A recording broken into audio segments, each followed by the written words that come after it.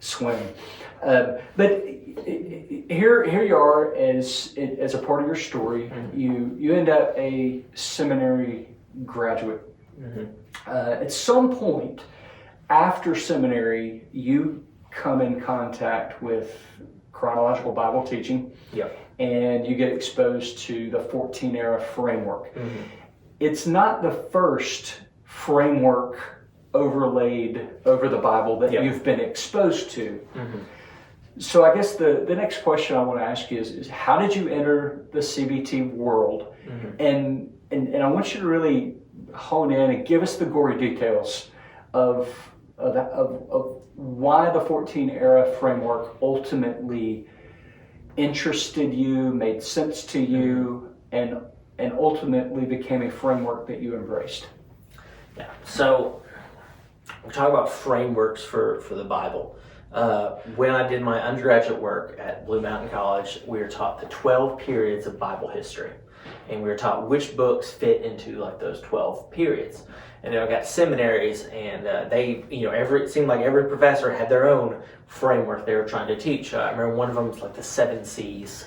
And I always remember the 7 C's of Christian history because it's the same 7 C's that a lot of the creationists...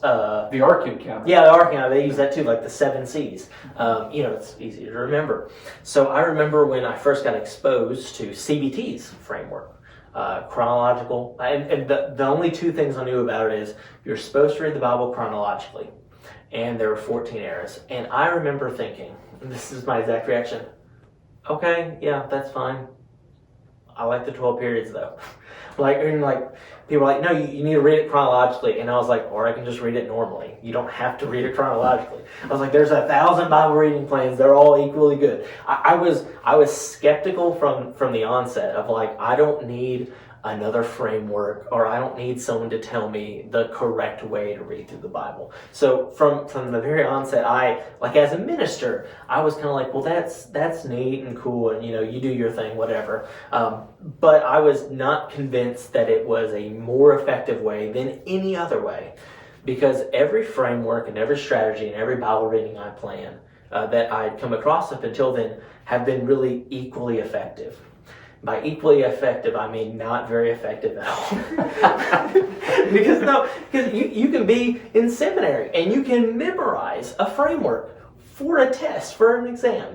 You can ace that exam 2 weeks later. What are the 12 periods of Bible history?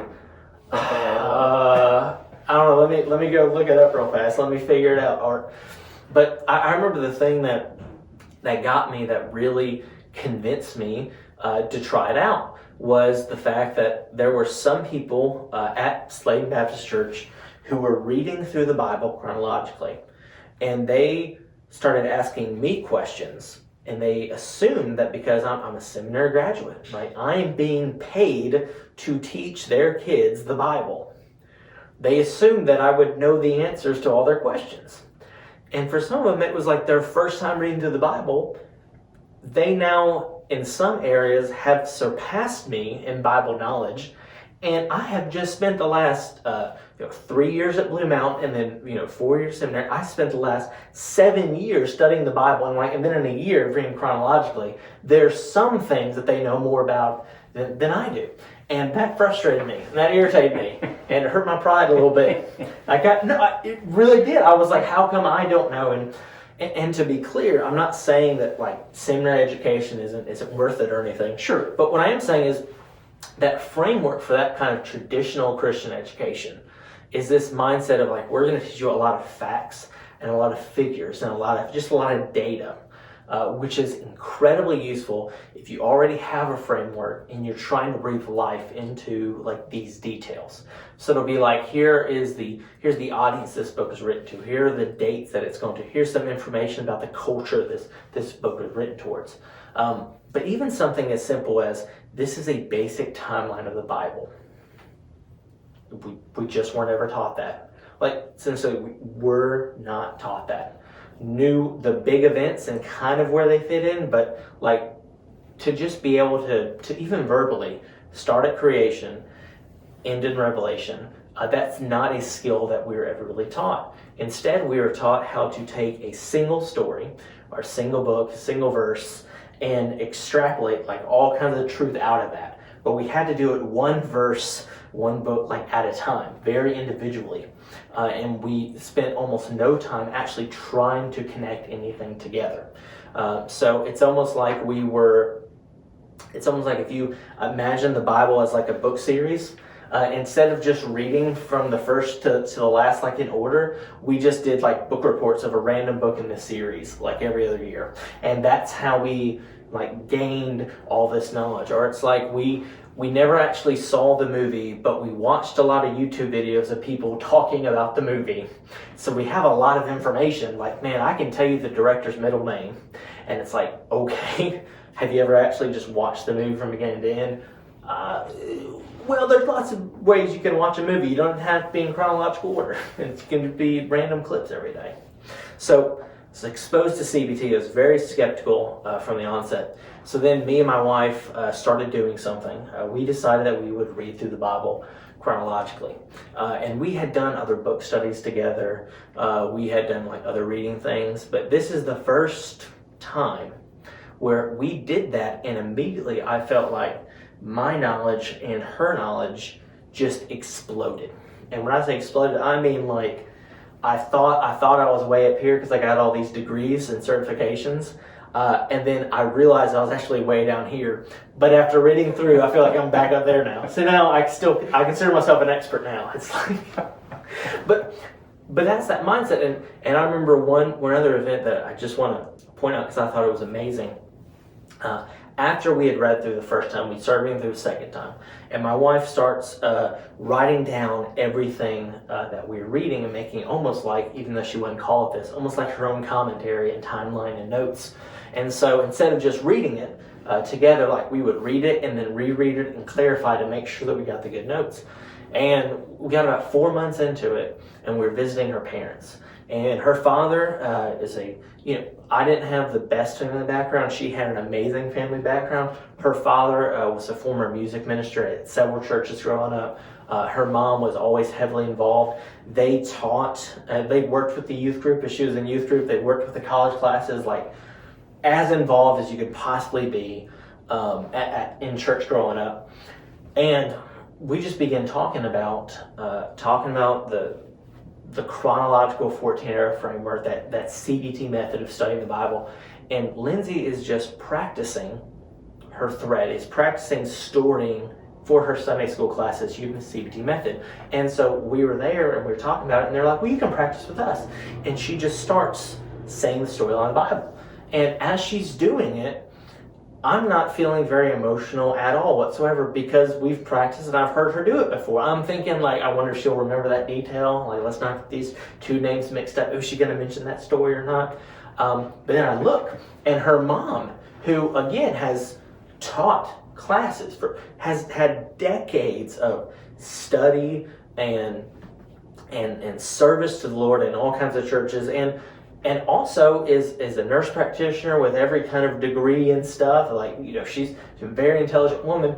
She's listening to her daughter go through this story, and she's crying. And the reason why she's crying, like, Lindsay had to stop before she even finished the story because she's like, my daughter knows more about the Bible than I do.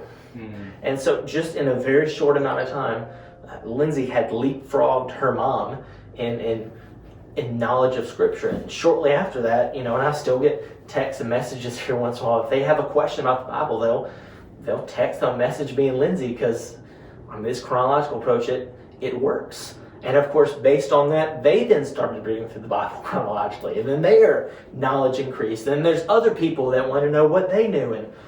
And the reason how I got introduced to CBT World, the reason why I think it's so powerful, is because we have grown up in a culture where we are trained to understand things chronologically. The ancient cultures were trained to understand stories and history through cycles. So they would have a cycle that goes through, and a really clear illustration of that is, you have 1st and 2nd Kings, you have 1st and 2nd Chronicles. Why do you have two different sets of history that all cover like that same portion? Well, it's because it's easier for that ancient mind to say, well, here's one full story. Then I'm going to say that same full story, but in a different way. That's how they understood things. And there's so many portions of Scripture that are written like that in that cyclical fashion. But here, in the American mindset, we have been trained from birth to go in chronological order.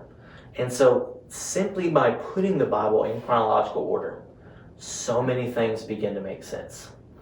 The second reason why I think that just that chronological order helps us so much is because we don't realize how much we don't know about history and about timelines already. I've explained it like this before. If we were to talk about like American history, I could tell you a story about George Washington, and then I could tell you a story about Abraham Lincoln, and then I could go back and tell you another story about George Washington. And in your mind, you would have the correct timeline on all those things. You wouldn't have to be reminded that George Washington lived way before Abraham Lincoln. Like, it would all make sense because you have those points in history, those benchmarks that you can go to forming this American history timeline because you're an American. Well, if we look at the Bible, we don't have those benchmarks. And so when you look at the order the books of the Bible is written, like if we talk about the book of Job, you're like, well, the book of Job is placed with the writings. And it's about halfway through the Old Testament is where you'll find that book. But if you were to put it on a chronology, that story probably happened right before or during Abraham's time. And so it would be, in the first half of the book of Genesis, if you want to put it in chronological order. And the ancient people had that knowledge, those ideas, they have those benchmarks because they know that he is a patriarch. But if you don't have those benchmarks, if you don't have that knowledge, then you'll be reading, and you'll assume that must have happened after the Exodus, after the Conquest, after all that, and you'd be like, now it's some random guy named Job. I wonder what tribe of Israel he's a part of. And it's like, no, he came before. There was an Israel. And by the way, for our listeners and viewers, if you're wondering where Job is in the 14 era framework, he's in the patriarch era because he's a patriarch with all the other patriarchs. That's why the 14 era framework is so useful. And it is still to this day the only framework where without having to think about it or look it up or write down, like I just know all those 14 eras because they actually just describe the events that actually go on in that history. You have creation, then you have patriarchs, then you have Exodus, then you have conquest, then you have a judges era, then a united kingdom, a divided kingdom. You have this very basic timeline going through all 14 eras that all just follow the actual story of the Bible. And once you have those 14 eras, it is so easy to pick any story in the Bible, remind yourself what's going on in the big picture, and you just slot it into the correct spot. I like to think of it like it's like binge watching a show on Netflix. You got series and you got seasons, and you know what? That show makes a whole lot more sense when you just watch it in the correct order. Yeah, and I want to go back to what you were talking about, just as you stopped for a second to say that you're not in any way by describing this condemning a seminary education. Seminary education is very, very valuable, very, very powerful, big part of who you are after seminary is what the formation that happened during seminary. Yeah. But I think, and I've thought about this a whole lot. I believe, what we did in seminary is a lot like you described. But I just want to ask you real quick, what's your favorite movie? That's a good question. You know what? My favorite movie right now... Wait a second. I mean, why are you having to think about this? There's a lot of... You either have a favorite movie or you don't. Do you have a favorite movie or not? My favorite movie right now is probably Ant-Man because I just rewatched it. It was amazing. Thank you. Ant-Man. It shouldn't be that difficult to get a favorite movie. I don't want to go with a Marvel movie. I mean, it feels ask me my favorite movie. What's your favorite movie? Star Wars. No. Which one? You can't pick a whole genre. You can't pick a whole series. Star Wars, the first one, number 4. Okay. A New Hope. Empire Strikes Back is so much better, but we'll have that debate another time. Let us know in the comments which one is better. The point is, if you have a favorite movie, you should know it. Yeah. I'm very disappointed in you. But, all right, so if your favorite movie is Ant-Man, right? Imagine never having seen the movie Ant-Man. You've never seen it. Okay. right? So now you're going to go to school, and you're going to go through a bunch of classes that teach you about, that just give lectures on different aspects of Ant-Man. Mm-hmm. Maybe you might have a class on time travel. Yeah. You might have a class on quantum physics. Mm-hmm. You might have a class on, I don't know, superhero suits. Yeah. You might, and I think what we've done with seminary is just that. It's like, we just assume everybody reads the Bible. Mm-hmm. But even if we just read the Bible from the printed Bible, from the canonical Bible, Genesis through Revelation, it's difficult to put all of those things in place in a timeline just with a reading. So even if you've read through Scripture by the time you get to seminary, we assume, or no, let me say this, we fail to make sure that the storyline is intact before we start going through and now studying theology, studying hermeneutics, studying survey, and all of those kinds of things. And if I could redo a seminary experience in the ideal way, what I think I would do is have the first year be CBT. 14-era framework. Let's understand the character of God as He reveals Himself through the way He acts in human history and the way that He reveals Himself through the passage of time. And then, once we have that foundation of the story down, we know God's character through the story, now we can study all of those different things that really fall in the category of science, literature science, as we're studying the Bible. Now we can study those and learn effectively. And so I really, your story is, in that aspect, is very similar to mine. You talked about helping with Bible studies and things like that. Man, I pastored 2 churches before I encountered the 14-era framework. I had already pastored 2 churches, thought I knew that my Bible knowledge was here, and realized it was actually down here. And I'll say this, talk about helping out Bible studies.